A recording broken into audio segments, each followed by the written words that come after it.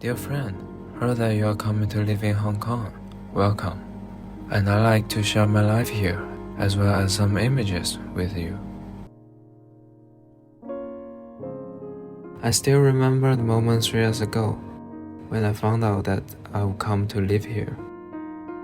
I guess you are doing the same thing with me, trying to imagine your new life. You may find a lot of photos from the internet, most of which will be the beautiful Victoria Harbour, with lights of metropolis on both sides, with all kinds of skyscrapers, with tourists and traffic. It would be the first time for me to live in a big city, the first time I have to use some English in my daily life, and the first time I have so many places around to walk. Yes, I really love walking in the streets and randomly taking photos, as a hobby, as a way to relax, as a way to temporarily drop out of my study life.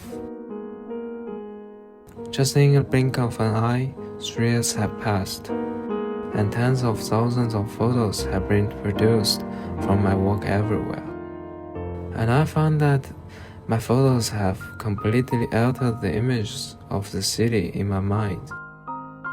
I've seen and captured lights and shadows far beyond the harbor, beyond Central, and beyond Peak to the farthest corner of Hong Kong.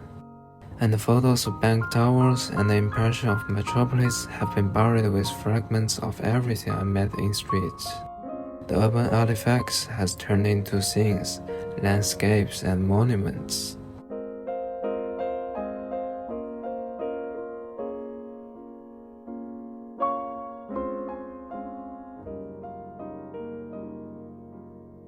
But one day a friend asked me about my photos.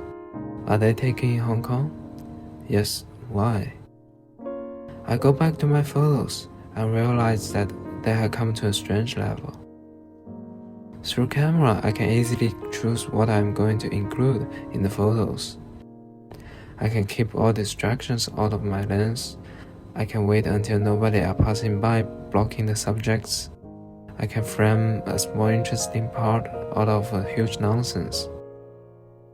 I captured everything with my preferred composition, and the preferred version of the city has been created from my camera, which is not Hong Kong anymore, rather a non-existent world. A world that follows my taste, my will, and my logic. I guess some photographers are proud of such an ability. Like Ansel Adams said, you don't take a photograph, you make it. But keeping making such magical realism in a nearly compulsive manner makes me doubt my purpose. Am I still relaxed by experiencing the almost artificial urban spectacles instead of enjoying the actual city? Am I still familiar with the actual city when I lose myself in the unfamiliarity from my photos?